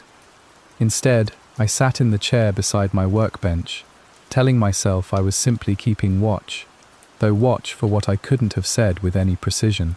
The clock ticked on steadily behind its closed case, that same patient, even rhythm, no longer bothering to hide itself in any way, and at some point in the late morning, worn down by 2 sleepless nights in a row, I drifted into something between waking and dreaming, my head tipped back against the chair, the ticking filling the quiet room around me. It was in that thin, unreliable state, not quite asleep and not quite alert, that I heard it, a voice, folded so quietly into the ticking that for several long seconds I genuinely mistook it for the sound of my own pulse in my ears, the ordinary internal rhythm you sometimes notice in complete silence. But it grew clearer as I listened, resolving gradually into something unmistakable, something that made my whole body go rigid in the chair before my conscious mind had even finished processing it. Ellen's voice, thin and stretched as though it were travelling an enormous distance to reach me, saying my name the exact way she used to say it when we were children, and she'd wake from a nightmare in the night and come padding down the hallway to my door, needing someone to tell her the dark wasn't as large as it felt. I hadn't heard that particular tone in her voice in over 20 years, not since we were both small enough to still share that kind of fear openly, and hearing it now, filtered through whatever was carrying it to me, broke something open in my chest that I hadn't expected. I called back to her. I want to be honest, that I did this before I was fully conscious of deciding to. Some old protective instinct from childhood simply answering before my adult mind could weigh whether answering was wise. I said her name, twice, my voice raw in the quiet room, and for a moment the ticking paused. Just once, a single beat skipped, as though something had stopped to listen to me the way I had been listening to it. Then it resumed, faster now than it had been. The tempo noticeably quickened, and beneath it, fainter than before but unmistakable, I heard her voice again, saying 4 words that I have not been able to stop hearing since, in the quiet moments between one task and the next, in the seconds before sleep finally takes me on the rare nights it comes at all. I sat upright in the chair after that, fully awake now, my heart hammering hard enough that I could feel it in my throat, and I did something I hadn't let myself do since the whole ordeal began. I spoke back to it, out loud, into the empty workshop, asking Ellen where she was, asking her what she meant, asking her to say something, anything, that might help me understand how to reach her, or whether reaching her was even possible. The ticking continued at its quickened pace, indifferent to my questions, and no further words came through it, no matter how long I sat there straining to hear past the mechanical rhythm to whatever thinner current of voice might be running beneath it. I don't know how much time passed before I finally gave up asking, my throat raw from speaking into a silence that offered nothing back. I remember noticing, at some point, that the light in the workshop had shifted again, Afternoon now sliding toward evening, meaning I had lost most of a day sitting in that chair, caught in whatever strange suspended state had let Ellen's voice through in the first place. I felt drained in a way that went beyond ordinary exhaustion, hollowed out, as though something essential had been drawn from me during those hours without my full awareness or consent. What frightened me most, turning the experience over afterward, wasn't the voice itself, though that alone would have been more than enough to unsettle anyone. It was the specific texture of what she'd said, "I'm still counting," and the particular emphasis I kept replaying in my memory, the way she'd stressed the word still, as though it carried the weight of exhaustion, of endurance stretched well past any reasonable limit, of someone marking time in a place where marking time was perhaps the only action still available to her. I thought about the ticking, about its patient, unbroken cadence, and I began to wonder, with a dread that settled into me slowly and then all at once, whether that counting and her counting were somehow the same activity, whether she had become, in whatever place this thing had taken her, something closer to a component of the mechanism itself, keeping time the way the pendulum kept time, patient and unhurried and utterly indifferent to how long the count might eventually run. I didn't sleep again that night, unwilling to risk drifting into that same half-conscious state that had let her voice through, uncertain whether I wanted to hear it again, or whether I was, in fact, afraid of exactly that. I sat in the ordinary light of my kitchen instead, drinking coffee I didn't need and didn't finish, listening to the faint, steady ticking carrying down the hallway from my closed workshop door, and I understood, sitting there in that harsh fluorescent light, that whatever this had become, it was no longer a mystery I could solve from a safe professional distance. It had reached directly into me now, the way it had apparently reached into 3 women before me, and I no longer had any confidence that distance, or caution, or simple refusal to engage further would be enough to keep it from reaching further still. I must have finally fallen into something like real sleep sometime after that, because I woke disoriented in the chair, my neck stiff, morning light slanting fully through the workshop windows, in a way that told me hours had passed rather than minutes.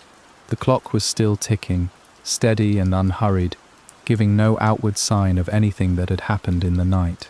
I sat up slowly, working the stiffness out of my neck, and it was reaching for my water glass on the workbench that I noticed the corner of paper protruding from the clock's case, tucked into the same seam where I'd found the first note days earlier. I knew, even before I pulled it free, that this one would be different. The first note had been old, faded, hidden with obvious care beneath a floor panel that required real effort to access.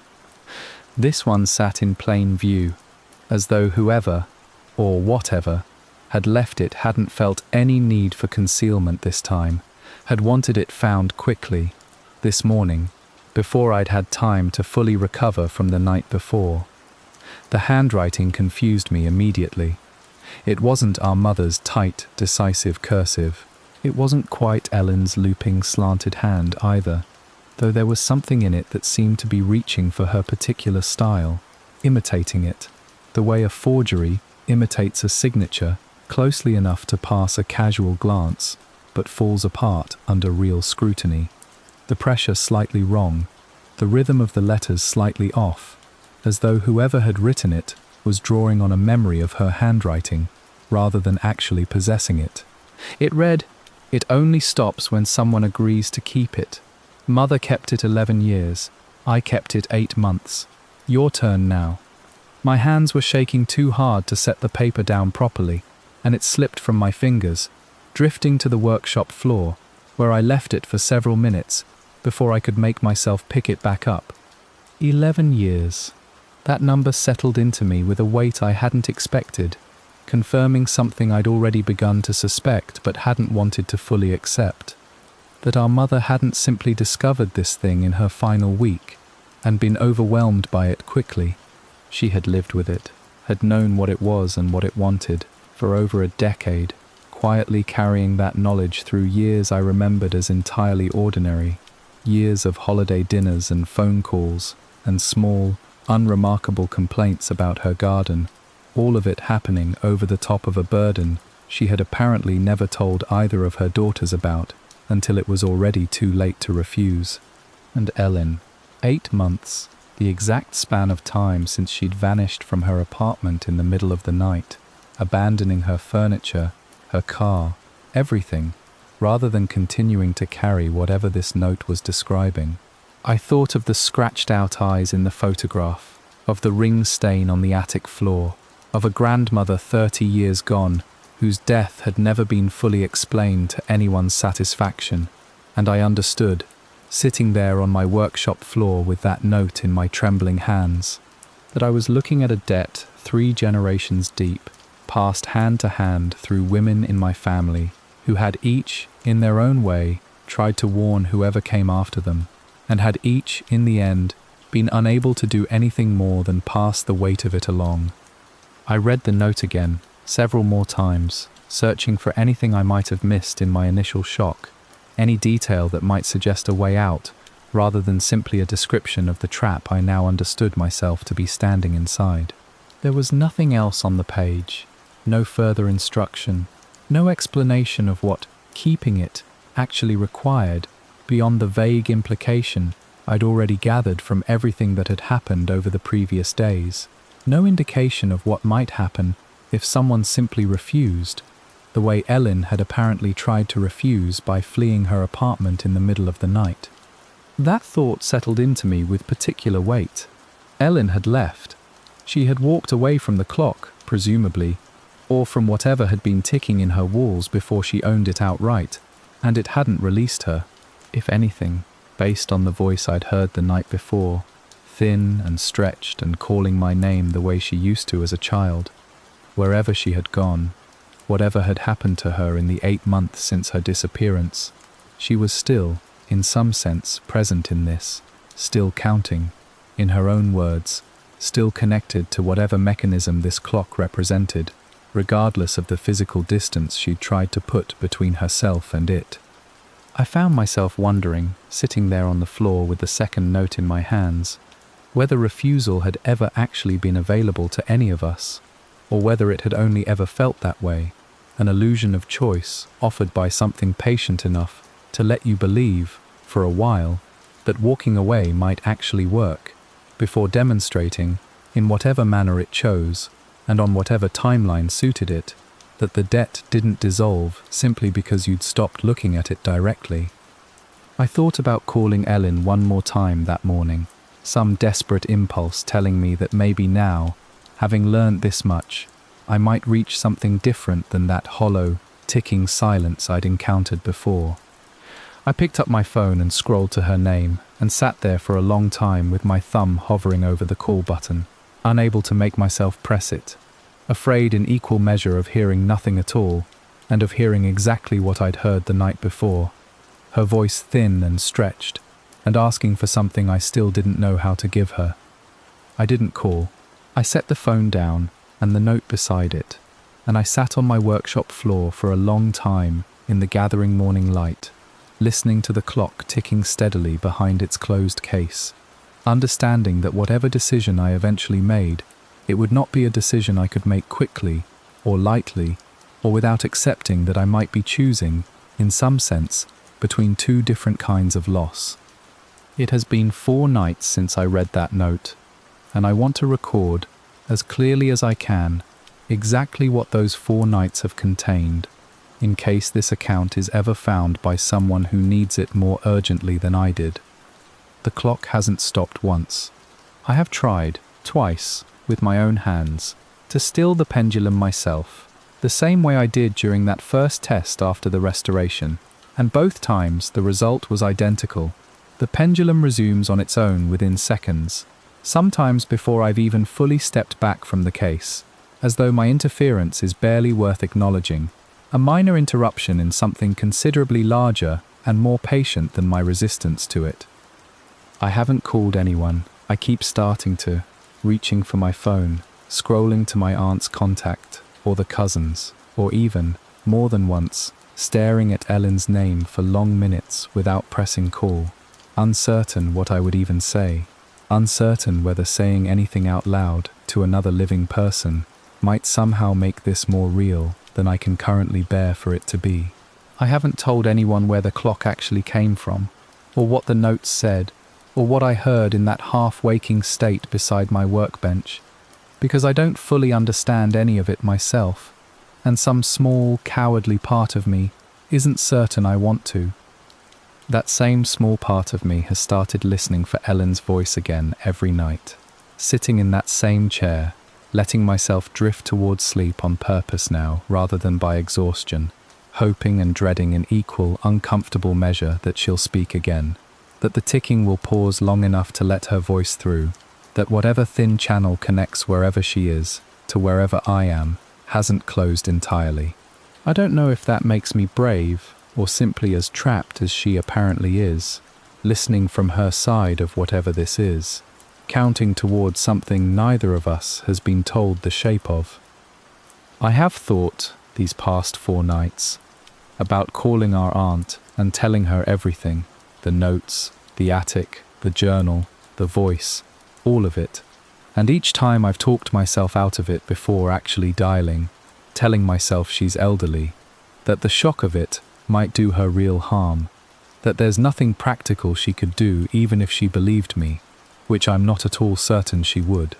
I recognize, writing that down, how closely it echoes the excuses I used to give myself for not visiting our mother more often in her last years.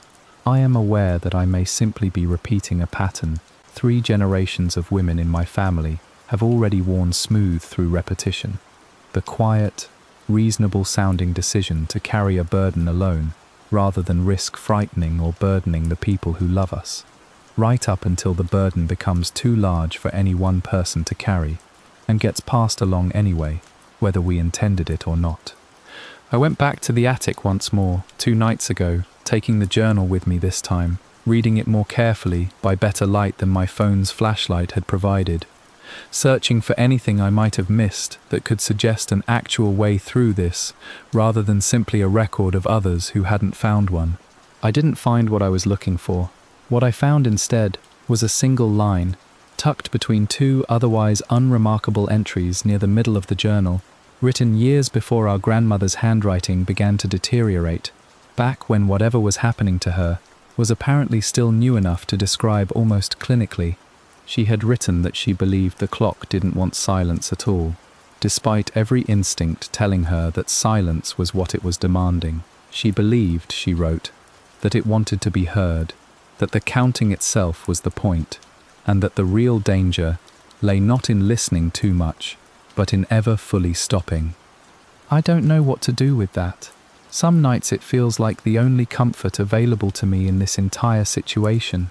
The possibility that continuing to listen, continuing to sit with it, continuing to answer when Ellen's voice finds its way through, might be something closer to care than to danger.